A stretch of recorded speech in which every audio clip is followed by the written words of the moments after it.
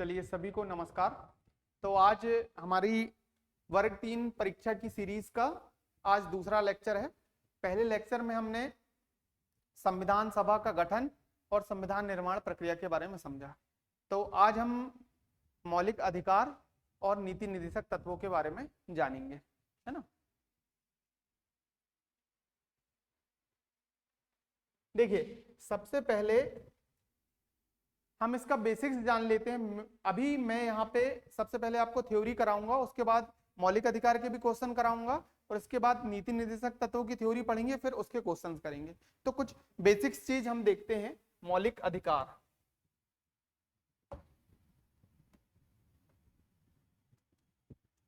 क्या देख रहे हैं हम? मौलिक अधिकार।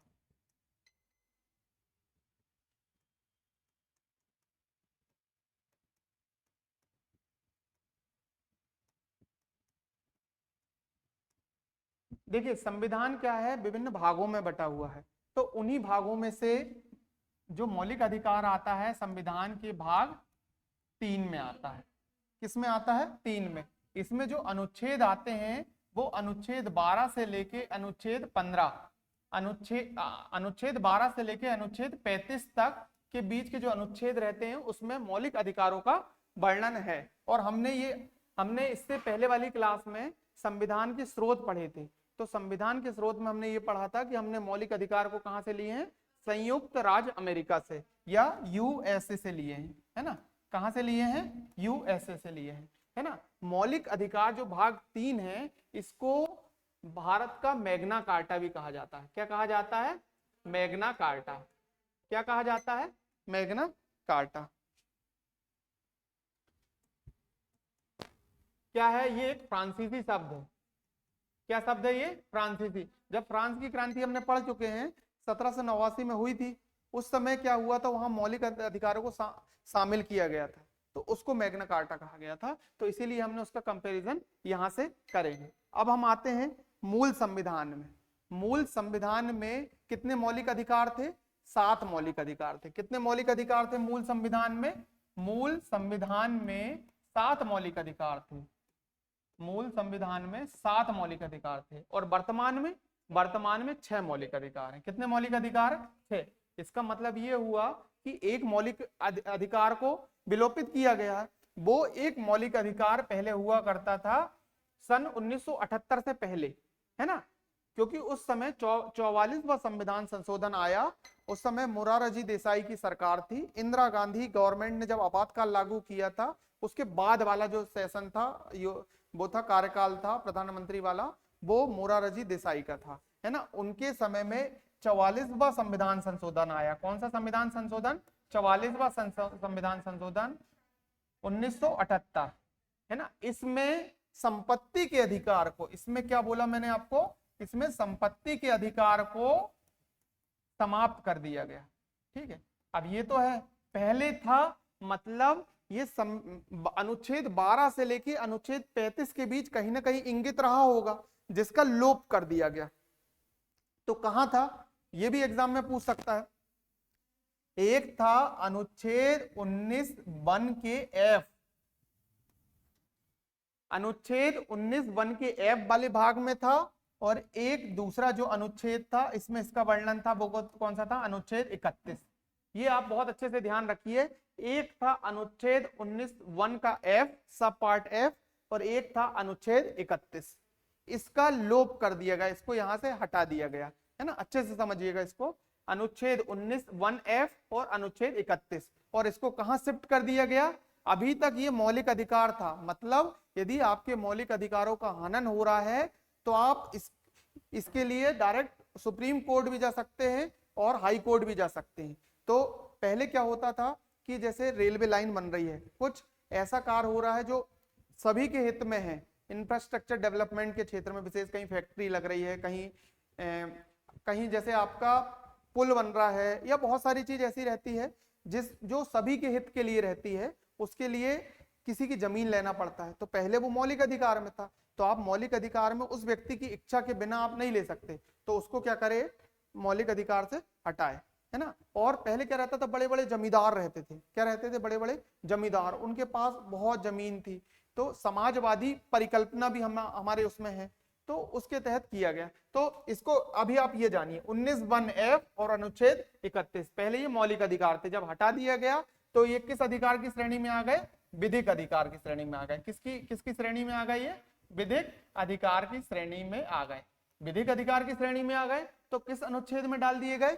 ये डाल दिए गए 300A, 300 सब पार्ट ए।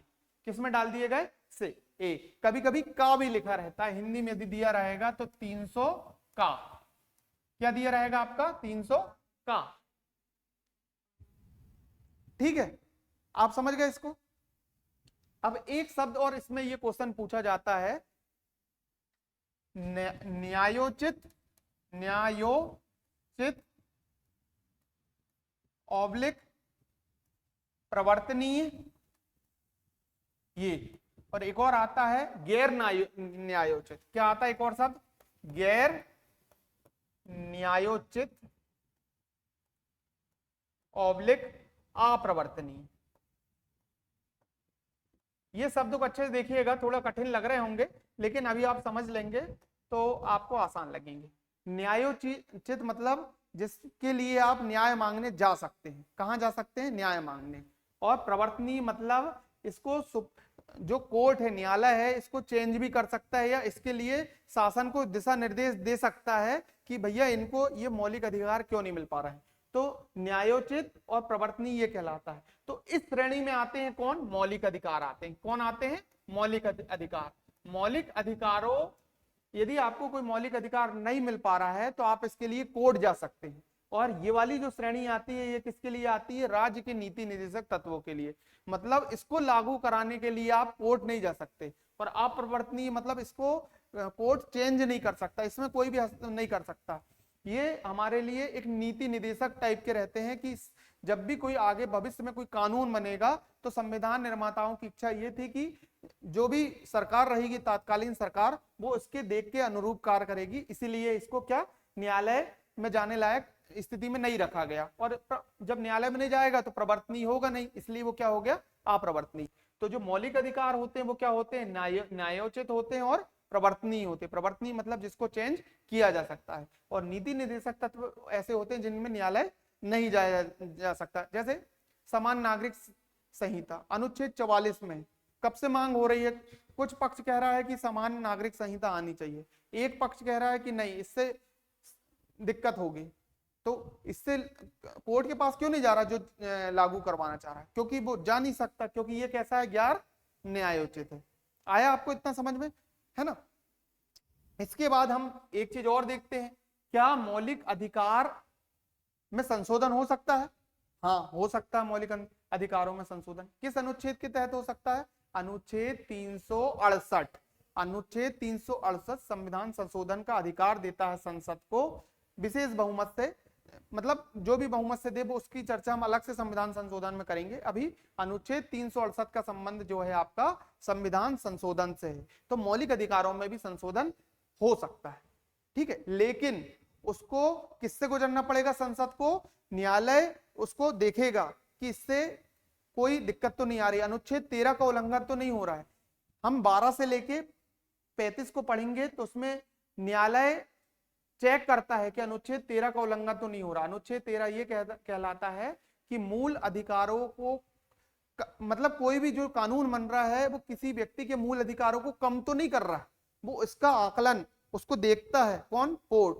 फिर यदि कुछ दिक्कत हुई तो उसको कैंसिल भी कर सकता, कोर्ट के पास ये अधिकार है ना। लेकिन मूल अधिकारों पे चेंज कौन कर सकता है? आपका संसद कर सकती है, ठीक है। ये हो गया आपका। अब क्या ये हमेशा लागू रहेंगे? हाँ, हमेशा लागू रहते हैं, लेकिन एक कंडीशन आती, राष्ट्रीय आपातकाल। राष्ट्रीय आपातकाल में ये रद्द भी कर दिए जाते हैं, है ना, रद्द भी कर दिए जाते हैं, सिवा 2 अनुच्छेद को, 2 मौलिक अधिकार को छोड़कर। ये मोस्ट आईएमपी है, ये आपसे एग्जाम में पूछा जा सकता है कि इनमें से कौन से 2 मूल अधिकार हैं जो राष्ट्रीय आपातकाल में भी खत्म नहीं होते, मतलब लागू रहते। कौन से हैं वो? अनुच्छेद 20 और अनुच्छेद 21। अनुच्छेद 20 अपराधों के संबंध में संरक्षण है और दूसरा है आपका जीवन की स्वतंत्रता। कितना क्या है, जीवन की स्वतंत्रता। ये दो ऐसे अनुच्छेद हैं जो राष्ट्रीय आपातकाल में भी लागू रहते हैं। इसके पीछे भी संविधानविद जो रहे होंगे, उनका संविधान सभा में सब डिस्कशन हुआ, तो कुछ ना कुछ उनका रहा होगा कि जीवन की स्वतंत्रता अंतिम स्थिति तक भी खत्म नहीं होना चाहिए। ठीक है, अब हम धीरे से इसके एक एक अनुच्छेद देखते हैं, फिर इसके बाद हम इसके क्वेश्चन पढ़ लेंगे, है ना। तो ठीक समझ में आया आपको। अब हम आगे बढ़ते हैं। एक बार आप देख लीजिए विधिक अधिकार कहां ट्रांसफर किया गया, है ना। अब आते हैं हम, देखिए क्या होता है, अनुच्छेद 12 कहां है आपका, अनुच्छेद 12 से लेके अनुच्छेद 35 तक आपका मौलिक अधिकारों का वर्णन है। तो फिर हम अनुच्छेद 14 से क्यों पढ़ रहे हैं, क्योंकि मौलिक अधिकार जो है वो 14 से ही है, लेकिन अनुच्छेद 12 और अनुच्छेद 13 एक अलग परिभाषा देते हैं। मैं आपको अभी बता दे रहा हूं वो क्या देते हैं शॉर्टकट में। अनुच्छेद 12 और अनुच्छेद 13, अनुच्छेद 12 राज्य की परिभाषा देता है। यहाँ राज्य शब्द देश से संबंधित आता है कि जहां जहां राज्य शब्द का यूज हुआ है वो अनुच्छेद 12 के अंतर्गत आएगा। और अनुच्छेद 13 में न्यायिक पुनरावलोकन की शक्ति मिलती है। न्यायालय किसी भी संसद के बनाए हुए कानून का निरीक्षण कर सकता, देख सकता है, खुद स्वमोटो लेके भी देख सकता है, और किसी ने अपील किया तो भी देख सकता है। ठीक है, तो अनुच्छेद 13 ये कहलाता है, ये आता है इसमें, मैं आपको पढ़ के बता दे रहा हूं कि मूल अधिकारों को कम करने वाली कोई भी विधि लागू नहीं होगी। ये कुल मिला के मतलब मूल अधिकारों को कम करने वाला कोई भी कानून नहीं आएगा, इसका सीधा सा मतलब ये है। अब हम आते हैं किसमें, मौलिक अधिकार में। मौलिक अधिकार जो है वो अलग अलग भागों में बटे हैं। सबसे पहला जो आता है वो आता है कौन सा, आपका समानता का अधिकार, जो है आपका अनुच्छेद 14 से लेके अनुच्छेद 18 तक। फिर उसके बाद आपका आता है 19 से लेके 22 तक, वो आता है आपका स्वतंत्रता का अधिकार। फिर अनुच्छेद जो जाता है आपका 23 और 24 जो आता है शोषण के विरुद्ध अधिकार आ जाता है, शोषण के विरुद्ध अधिकार। फिर आपका 25 से लेके जो 28 आता है वो आता है आपका धार्मिक स्वतंत्रता का अधिकार, धर्म की स्वतंत्रता मानने का अधिकार। और 29 और 30 जो आता है वो आता है आपका सांस्कृतिक और शैक्षणिक अधिकार आता है। और जो अनुच्छेद 32 है वो आपका क्या हो जाता है, आपका संवैधानिक उपचारों का सिद्धांत। यदि मूल अधिकारों का उल्लंघन हो रहा है तो इसके लिए आप सीधे न्यायालय जा सकते हैं, और यदि आप न्यायालय गए तो न्यायालय उस संबंध में 5 प्रकार की रिट जारी करता है। कितने प्रकार की रिट जारी करता है, 5 प्रकार की, है ना। इसको अपन देख लेते हैं। 5 प्रकार की रिट जारी करता है। पहला जो रहता है वो कहलाता है बंदी प्रत्यक्षीकरण। क्या कहलाता है, बंदी प्रत्यक्षीकरण, बंदी प्रत्यक्षीकरण। दूसरा आपका हो गया, जैसे आगे पीछे लिख सकता हूं मैं इसको, प्रतिषेध हो गया, है ना। तीसरा आपका क्या हो गया, उत्प्रेषण। चौथा आपका हो गया परमादेश, परमादेश। इसको हम विस्तृत रूप से अच्छे से समझेंगे। अभी मुझे आपको क्वेश्चन कराना है तो शॉर्ट मैं तेजी से आपको कराऊंगा, रिवीजन करा रहा हूं मैं आपको। और 5वां जाता आपका कौन सा, अधिकार प्रक्षा। मतलब न्यायालय पूछती है आपने किस अधिकार से ये काम किया हो आपने, है ना, एक सार्वजनिक कर्मचारी को। ठीक है, तो ये 5 प्रकार के रिट अनुच्छेद 32 के तहत जारी करता। तो हम एक एक करके पूरा पहले देख लेते हैं, तेजी से आगे बढ़ेंगे, है ना, क्योंकि हम रिवीजन पढ़ा रहे हैं। अनुच्छेद 14 में आते हैं सबसे पहले, है ना, एक एक करके पूरे तेजी से पढ़ेंगे। अनुच्छेद 14 कहलाता है विधि के समक्ष समानता। इसका मतलब कुल मिला के ये है कि संविधान या कानून के सामने हर व्यक्ति, चाहे वो गरीब हो, अमीर हो, बड़ा हो, छोटा हो या कैसे भी हो, कानून के सामने सब समान। ये कहलाता आपका कौन सा, अनुच्छेद 14। अब आते हैं हम अनुच्छेद 15 में। किस में आते हैं हम, अनुच्छेद 15 में आते हैं। तो अनुच्छेद 15 ये कहलाता है कि धर्म, मूलवंश, जाति, धर्म, मूलवंश, जाति, धर्म, मूलवंश, जाति, लिंग, जन्म स्थान के आधार पर भेदभाव का निषेध। कोई व्यक्ति काला है, कोई व्यक्ति गोरा है, कोई व्यक्ति, कोई पुरुष है, कोई महिला है, लिंग, है ना, तीसरा तृतीय लिंग भी है ना। मूलवंश मतलब यहां जन्मा है, वहां जन्मा, तो आप इसके आधार पर विभेद किसी से नहीं कर सकते, कानून आपको इसकी मान्यता नहीं देता है। तो ये आपका क्या हो गया, अनुच्छेद 15। अनुच्छेद 15 क्या हुआ आपका, धर्म, मूलवंश, जाति, लिंग या जन्म स्थान के आधार पर भेदभाव का निषेध। अब अगला जाते हैं, लोक नियुक्ति या लोक नियोजन में अवसर की समानता।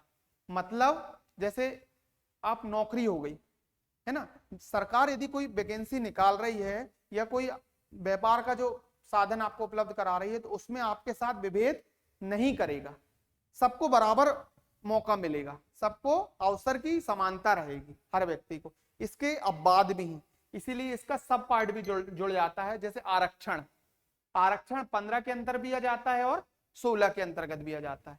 ठीक है, तो आरक्षण में मतलब जो पुराने समय में उठ नहीं पाए हैं, तो उनको सरकार ये बोलती है कि सभी समान हो, उस उद्देश्य से ये मतलब कंस्ट्रक्टिव है। ठीक है, तो ये आपका क्या हो जाता है, लोक नियोजन में अवसर की समानता। मतलब सरकार कोई वैकेंसी निकाल रही है या अवसर दे रही है, तो उसमें सभी को समान अवसर प्रदान करेगी। ठीक है, अब ये मोस्ट आईएमपी, ये बहुत बार पूछा जाता, अस्पृश्यता, अनटचेबिलिटी। मतलब आप जो छुआछूत कहते हैं ना, छुआछूत का जो अंत हुआ है, अंत है वो किसमें है, अनुच्छेद 17 में। इसके लिए अनुसूचित जाति का जो एक्ट है, अनुसूचित जाति जनजाति एक्ट जो अधिनियम है 1989 में जो लाया गया था, अलग से एक अधिनियम लाया गया था। तो ये किसके अंतर्गत है, आपका अस्पृश्यता का अंत अनुच्छेद 17 में। अब हम आते हैं अनुच्छेद 18 में। अनुच्छेद 18 ये कहता है कि उपाधियों का अंत। क्या कहता है, उपाधियों का अंत। उपाधियों का अंत मतलब पहले क्या थे, राजा महाराजा थे और बहुत सारी चीजें थी। जब भारत आजाद हुआ तो इस चीज में भी गौर किया गया कि जो पुराने समय में उपाधि दी जाती थी उसको क्या किया जाए, खत्म किया जाए। इसका भी कुछ अपवाद है, जैसे भारत रत्न हो गया, आपके पद्म विभूषण हो गए, उसको रखा गया है ना, उसको एक सम्मान की दृष्टि से देखा गया है, ना कि उपाधि की दृष्टि से। ठीक है, तो इसमें क्या हो गया, उपाधियों का अंत। इसमें क्या होता है, कोई व्यक्ति बड़ा दिखेगा, कोई व्यक्ति छोटा दिखेगा, इसलिए इन सभी को उपाधियों को अंत कर दिया गया। जैसे आपने प्रधानमंत्री भी देखे होंगे, वो अपने आप को क्या कहते हैं, जन सेवक कहते हैं, है ना, कोई उपाधि दे के नहीं रहते कि मैं बहुत बड़ा हूं, सब कैसे हैं, जनता के सेवक। कुल मिला के उद्देश्य समानता का ये है कि हर व्यक्ति को समान रूप से देखा जाए, चाहे अवसर में हो, चाहे बातचीत करने के लेवल पे, किसी भी लेवल में व्यक्ति को समान रूप से देखा जाए। तो फिर से हम रिवाइज करते हैं। 14 में विधि के समक्ष समानता, 15 में धर्म, जाति, लिंग आदि के भेदभाव नहीं कर सकते, 15 हो गया। 16 अवसर की समानता लोक, 17 में छुआछूत का अंत, 18 में उपाधियों का अंत। ठीक है, ये आपको समानता का अधिकार हो गया। इसके बाद आते हैं हम क्या, किसमें, स्वतंत्रता के अधिकार में। तो 15 में जो रहता है आपको स्वतंत्रता प्रदान की गई है ना। इसमें आपको कुल मिला के 7 तरह की पहले प्रदान की गई थी, इसमें से 19 के अंतर्गत आपको पहले जो संविधान बना था, जब संपत्ति का अधिकार था, तब आपको कितने प्रकार की स्वतंत्रता प्रदान की गई थी, 7 प्रकार की। जब अभी वर्तमान में ये कितने प्रकार की बची है, 6 प्रकार की। जो 19(1) का जो F पार्ट है वो इससे क्या कर दिया गया है, हटा दिया गया है। तो कितने प्रकार की स्वतंत्रता इसके अंदर, 6।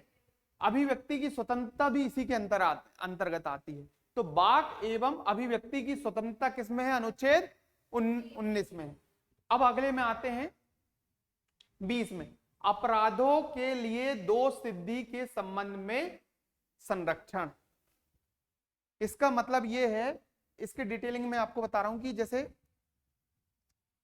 आपका जैसे अपराध किसी ने कर दिया है ना, जैसे किसी व्यक्ति ने अपराध कर दिया, अब क्या होगा, उसको सजा जो दी जाएगी भूतलक्षी प्रभाव जो कहते हैं, भूतलक्षी प्रभाव से दी जाएगी। जैसे मैंने कोई गुनाह कर दिया, चोरी कर दिया, चोरी के लिए जब मैंने चोरी किया उससे पहले दंड था कि भैया आपको 200 रुपए जुर्माना लगेगा, लेकिन पता चलो जब तक मेरा केस चल रहा है उसके लिए जो दंड रहा वो 500 रुपए हो गया। तो जो मुझे दंड लगेगा जब मैंने चोरी किया था उससे जो पुराना वाला है जो नियम है उसके हिसाब से दंड लगेगा। ठीक है, आपको समझ में आया। तो इसके संबंध में, अपराधों के संबंध में संरक्षण मिलता है। ऐसे ही जब हम गिरफ्तारी में देखते हैं, कुछ दशाओं में गिरफ्तारी और निरोध में संरक्षण, उसमें भी अलग अलग उसमें आ जाते हैं। ठीक है,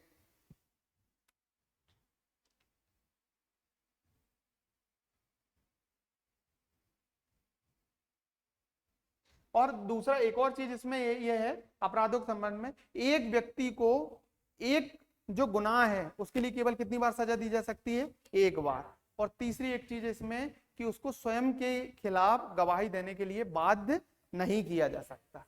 ठीक है, आपको समझ में आया? एक बार इसको अच्छे से आप देख लो।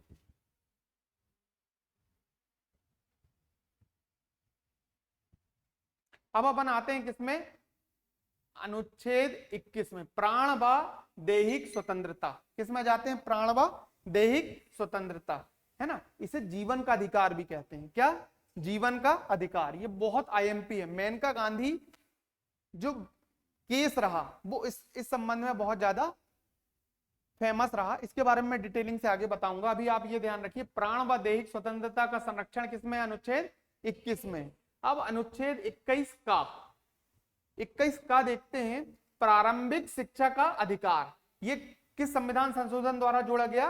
86वें संविधान संशोधन द्वारा जोड़ा गया 2002 में। अब आपको एक नई चीज बताता हूं जो आपको लगता होगा, आपने अधिकतर टाइम ये देखे होंगे कि देखिए एक ऐसा लिख रहता है, जैसे 21 क्या लिखा है? का लिखा है, ठीक है।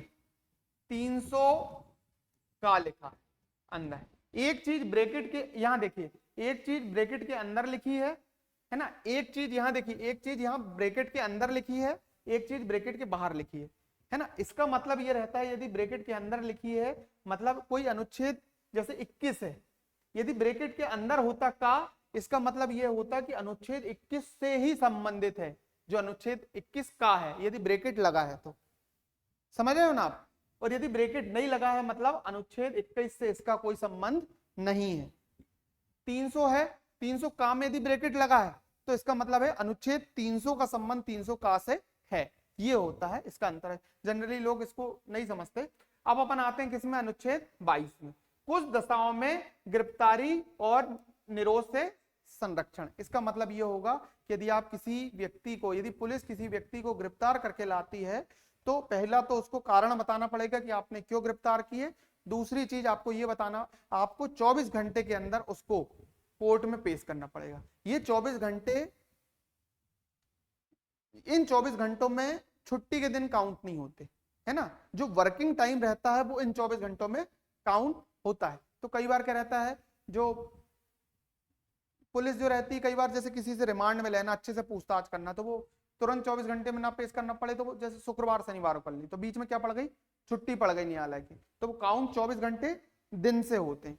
ठीक है, तो कुछ दशाओं में गिरफ्तारी और निरोध से संरक्षण। अब इसको याद कर लेते हैं। 19 में वाक एवं अभिव्यक्ति की स्वतंत्रता, 20 में अपराधों से संबंधित संरक्षण, 21 में जीवन की स्वतंत्रता है आपका, 22 में गिरफ्तारी से संबंधित निरोध हो गए। ठीक है, तो 14 से 18 समानता का अधिकार, है ना। 19 से 22 स्वतंत्रता का अधिकार। अब अपन आते हैं किसमें? शोषण के विरुद्ध अधिकार में। किसमें आते हैं हम? शोषण के विरुद्ध अधिकार में। शोषण के विरुद्ध अधिकार में आते हैं। तो इसमें आ जाते हैं कितने अनुच्छेद? 2 अनुच्छेद आते हैं। एक आता है मानव के बलात्श्रम एवं दुर्व्यापार का प्रतिषेध। अब इसका मीनिंग जानते हैं। बलात्श्रम, बलात्श्रम मतलब ये होता है कि मैंने आज दिन भर का काम किया, मुझे मिलना चाहिए कितना? 200 रुपए, मेरी जितना मैंने काम किया उस हिसाब से, लेकिन मुझे सामने वाला कितना दे दिया? 20 रुपए दे दिया, 50 रुपए दे दिया, या खाने को दे दिया कि मैं तुम्हें खाना दूंगा और तुम दिन भर काम करो। तो इसको क्या कहते हैं? बलात्श्रम। क्या कहते हैं? बलात्श्रम। तो संविधान में इसके लिए भी निषेध है। और दुर्व्यापार, उसके साथ उसका आप किसी को बेचना, ये सब करना नहीं कर सकते। और 24 में आता है जो कारखानों आदि में बालकों के नियोजन का प्रतिषेध। इसका मतलब सीधा है कि बाल श्रम पर प्रतिषेध। बाल श्रम, बाल श्रम पर प्रतिषेध, बाल श्रम पर प्रतिषेध। क्या बोला मैंने?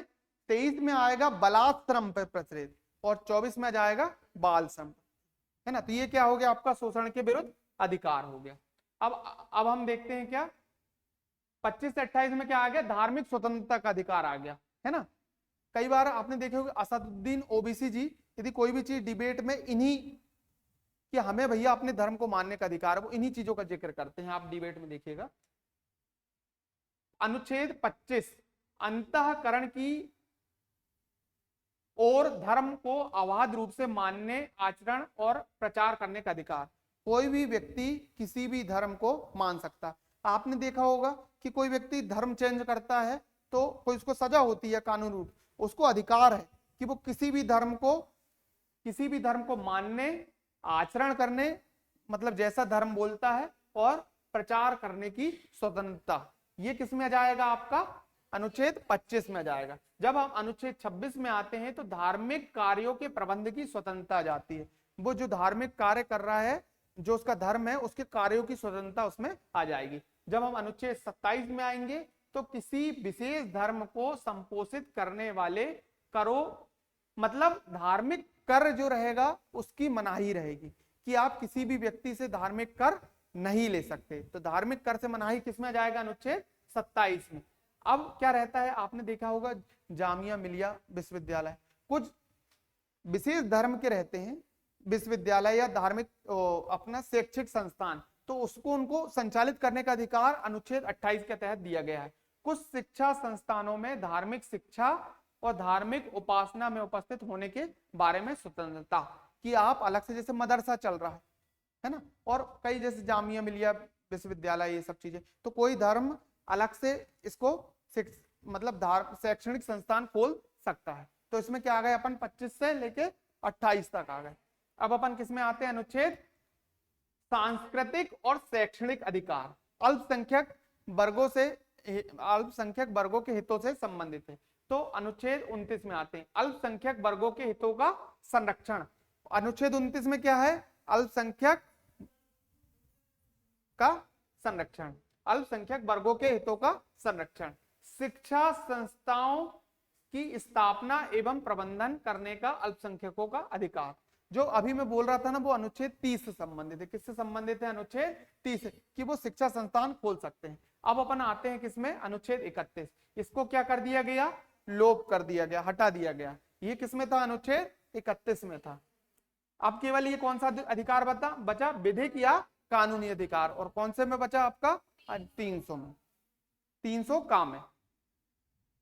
अभी मैंने बताया क्या है? संवैधानिक उपचारों का सिद्ध अधिकार। इसको संविधान की आत्मा भी कहा है। किसने कहा है? डॉक्टर भीमराव अंबेडकर ने संवैधानिक उपचारों की स्वतंत्रता को संविधान की आत्मा भी कहा है। ये क्वेश्चन आपसे पूछा जाता है। हाँ, अब आते हैं अपन किसमें?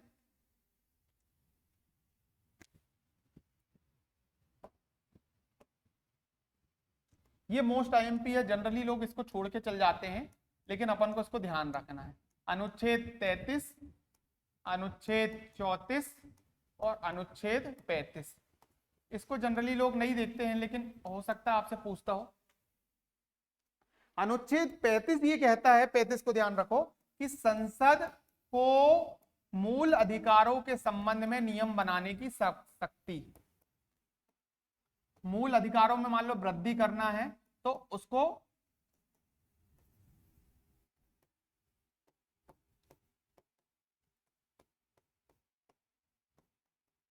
मूल अधिकारों के संबंध में नियम बनाने की शक्ति।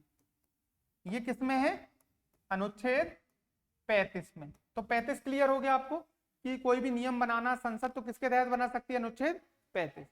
अब आपको एक चीज बता रहा हूं, अनुच्छेद 33 में आ जाता आपका सशस्त्र बल। सशस्त्र बलों के मौलिक अधिकारों पर युक्त प्रतिबंध। इसका मतलब ये हुआ कि जो सेना रहती है, आर्म फोर्सेस रहते हैं, उन पर जो मौलिक अधिकार जितने हैं उन पर युक्त मतलब सरकार, देखो उनको काम करना है, उनको 24 घंटे काम करना है, कभी भी उठ के काम करना है, तो क्या रहता है? इनको देश की सेवा करना है, तो इनको मूल अधिकारों पर सरकार प्रतिबंध भी लगा सकती है जितना उसको जरूरत लग रही है। तो सशस्त्र बलों से संबंधित, जो सशस्त्र बलों के मौलिक अधिकारों में जो युक्त प्रतिबंध लग रहे हैं, वो किससे संबंधित है? 33। आपको जो मौलिक अधिकार मिले हैं सशस्त्र बल को उतने नहीं मिले, आप घूम फिर सकते हो, कुछ भी कर सकते हो, लेकिन सशस्त्र बलों को एक नियम से चलना पड़ता है ना। तो वो किससे संबंधित है? अनुच्छेद 33 से संबंधित है। और अनुच्छेद 34 मोस्ट आईएमपी है, ये मार्शल लॉ है। मार्शल लॉ, मार्शल लॉ मतलब सैन्य अधिनियम। क्या होता है ये? सैन्य अधिनियम। सैन्य अधिनियम क्या है ये? सैन्य अधिनियम। जैसे आपने देखा होगा पूर्वोत्तर राज्य, वहां पे क्या होता है, कभी कभी अलगाव वाली स्थिति आने लगती है, कुछ ऐसे असामाजिक तत्व जो रहते हैं वो भारत के खिलाफ बातें करने लगते हैं, तो वहां पर क्या लागू हो जाता है, मार्शल लॉ, सैन्य अधिनियम। तो जितने क्षेत्र में मार्शल लॉ लागू होता है उतने क्षेत्र के लोगों का मौलिक अधिकारों पर क्या लग जाता है, प्रतिबंध लग जाता है, तो उसे कहते हैं मार्शल लॉ। मार्शल लॉ का संबंध अनुच्छेद 34 से है, इसका संबंध अनुच्छेद 35 से है, इसका संबंध अनुच्छेद 35 से है। अनुच्छेद 35 संसद की नियम बनाने की शक्ति, मार्शल लॉ 34 और 33 में सशस्त्र बल, है ना। इसके बाद हम इससे संबंधित क्या कर लेते हैं, क्वेश्चन कर लेते हैं। इसके मौलिक अधिकार पढ़े, इसके क्वेश्चन करें। अब अगली क्लास में हम नीति निदेशक तत्व पढ़ेंगे और समझेंगे उसको, फिर उसके बाद उसके क्वेश्चन कर लेंगे, तो आपको ये कंठस्थ हो जाएगा। ठीक है, अब आप इसका आंसर बताइएगा। सबसे पहला क्वेश्चन है आपका, निम्नलिखित में से कौन सा भारत में मौलिक अधिकार नहीं है। समानता का अधिकार मौलिक अधिकार है। अनुच्छेद कहां से कहां तक है इसमें वर्णन इसका, अनुच्छेद 14 से लेके अनुच्छेद 14 से लेके अनुच्छेद 18 तक वर्णन है। स्वतंत्रता का अधिकार मौलिक अधिकार है, हाँ मौलिक अधिकार है। अनुच्छेद 19 से लेके अनुच्छेद 22 तक इसका वर्णन है। शोषण के विरुद्ध अधिकार जो है वो है 23 और 24। संपत्ति का अधिकार मूल संविधान में मौलिक अधिकार था, लेकिन अभी ये कौन सा अधिकार है, विधिक अधिकार है। कौन सा अधिकार, ये विधिक अधिकार है। और ये किस अनुच्छेद की श्रेणी में आता है, 300 का की श्रेणी में आता है। कौन सी श्रेणी में आता है आपके, 300 का की श्रेणी में। तो इसका आंसर क्या हो जाएगा आपका, संपत्ति का अधिकार। अब अगले क्वेश्चन में जब हम आते हैं, मौलिक अधिकार संविधान के किस भाग में दिए गए हैं, तो मौलिक अधिकार संविधान के बताइए, भाग 3 में दिए गए हैं। भाग 2 में नागरिकता है, क्या है, नागरिकता से संबंध में है। ये जो दिए है आपके अनुच्छेद 5 से लेके अनुच्छेद 11 तक दिए।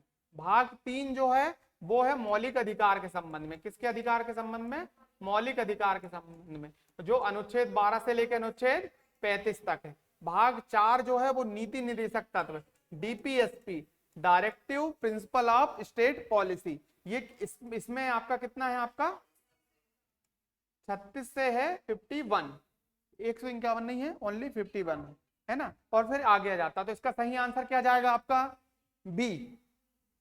अब आगे आते हैं, संविधान के अनुच्छेद 12 से 35 तक किसका उल्लेख है, नीति निदेशक तत्व का उल्लेख है क्या, नहीं है। मौलिक कर्तव्य का है क्या, नहीं। 51 का में है मौलिक कर्तव्य, संघीय ढांचा उसके बाद आता है। फिर इसका आंसर आएगा मौलिक अधिकार। जब हम अगले क्वेश्चन में आएंगे, मौलिक अधिकारों के लिए राज्य की परिभाषा किस अनुच्छेद में दी गई है, किस अनुच्छेद में दी गई, 10 में दी गई है क्या, 10 में तो मौलिक अधिकार चालू हो ही नहीं रहे। 15 में क्या है, जाति लिंग पर भेदभाव नहीं किया जा सकता है ना, जाति लिंग मूल वंश के आधार पर भेदभाव नहीं किया जा सकता, तो 15 ओ डी नहीं होगा। ए तो आता ही नहीं है 12 से 35 में, या तो 12 होगा या तो 13 होगा, तो इसका आंसर है अनुच्छेद 12। अनुच्छेद 12 में राज्य की परिभाषा दी है। अनुच्छेद 13 में क्या दिया है, मूल अधिकार के असंगत कोई विधि बनेगी, मूल अधिकारों की जो क्षमता रहती है, जो मिलते हैं अधिकार, उससे कोई असंगत विधि बनेगी तो वो लागू नहीं होगी। इसी से अनुच्छेद 13 से ही न्यायालय को न्यायिक पुनरावलोकन की शक्ति प्राप्त होती है कि वो किसी भी कानून की समीक्षा कर सकता है। ठीक है, तो इसका आंसर क्या आएगा, अनुच्छेद 12। जब हम अगले में आते हैं, तो अनुच्छेद 14 क्या सुनिश्चित करता है, विधि के समक्ष समता। स्वतंत्रता का अधिकार तो 19 से 22 के बीच आ रहा है, शोषण से मुक्ति 23-24 में आ रहा है, शिक्षक अधिकार 21A में आ रहा है, ये भी स्वतंत्रता के अधिकार के अंतर्गत आता है। तो इसका आंसर क्या हो जाएगा, विधि के समक्ष समता। अस्पृश्यता या छुआछूत का उन्मूलन किस अनुच्छेद में है, अनुच्छेद 17 में है। तो अब पूरे अनुच्छेद देखेंगे, आपको याद होना चाहिए। अनुच्छेद 18 में क्या है, उपाधियों का अंत। अनुच्छेद 16 में क्या है, लोक नियोजन में अवसर की समानता। अनुच्छेद 15 में क्या है, जाति लिंग धर्म है ना, मूल वंश के आधार पर भेदभाव नहीं किया जा सकता। तो इसका आंसर क्या आएगा, अनुच्छेद 17। जब अपन 7वें क्वेश्चन में आते हैं, तो उपाधियों का जो उन्मूलन है किस अनुच्छेद में लिखा है आपका, अनुच्छेद 18। अनुच्छेद 19 तो वाक एवं अभिव्यक्ति की स्वतंत्रता जाएगा, और अनुच्छेद 20 में अपराधों से संबंध संरक्षण आ जाएगा। अनुच्छेद 16 में आ जाएगा लोक नियोजन में अवसर की समानता, तो इसका आंसर आएगा बी। जब अगले में आते हैं, इसका आंसर बताइए, 6 स्वतंत्रता किस अनुच्छेद में दी गई है? 20 में तो अपराधों से संबंध में है तो नहीं दी गई। 21 में जीवन का अधिकार है ना। 22 में गिरफ्तारी से संबंध में। 19 में दी गई 6 स्वतंत्रता। मूल संविधान में 7 स्वतंत्रता थी। संविधान का संपत्ति का अधिकार जो है 19(1)(f) उसको हटा दिया गया, तो कितनी स्वतंत्रता बची? 6 बची। आगे आते हैं, निम्नलिखित में से कौन सी स्वतंत्रता अनुच्छेद 19 में सम्मिलित नहीं है? अभिव्यक्ति की स्वतंत्रता सम्मिलित है। शांतिपूर्ण सभा की स्वतंत्रता सम्मिलित है। संघ बनाने की स्वतंत्रता सम्मिलित है। इसका आंसर आएगा सी, क्योंकि ये 24 में है। 24 कह रहा हूं, 25 से लेके 28 के बीच है ना, तो उसमें है। अब अपन आगे आते हैं किसमें? अपराधों के लिए दोष सिद्धि के संबंध में संरक्षण किस अनुच्छेद में है? तो वो किस अनुच्छेद? 19 में तो वाक एवं अभिव्यक्ति की स्वतंत्रता, 21 में जीवन की स्वतंत्रता, 22 में गिरफ्तारी के संबंध में संरक्षण। तो इसका आंसर क्या जाएगा आपका? बी, अनुच्छेद 20। जीवन और व्यक्तिगत स्वतंत्रता, जीवन का अधिकार मतलब जीवन की स्वतंत्रता किस अनुच्छेद से संबंधित है? 19 में क्या है आपका? वाक एवं अभिव्यक्ति की स्वतंत्रता। 20 में क्या है आपका? अपराधों से दोष सिद्धि के संबंध में, और 22 में गिरफ्तारी के संबंध में है। तो इसका आंसर क्या जाएगा? 21। जब अपन अगले में आते हैं, तो शिक्षा का जो अधिकार है वो किस अनुच्छेद के संबंध में है? 19 में वाक एवं अभिव्यक्ति की स्वतंत्रता है ना, 20 में अपराधों से दोष सिद्धि के संबंध में, और 22 में गिरफ्तारी के संबंध में। 21A जो है वो आपका, और ये किस संविधान संशोधन के तहत? 86वां संविधान संशोधन 2002।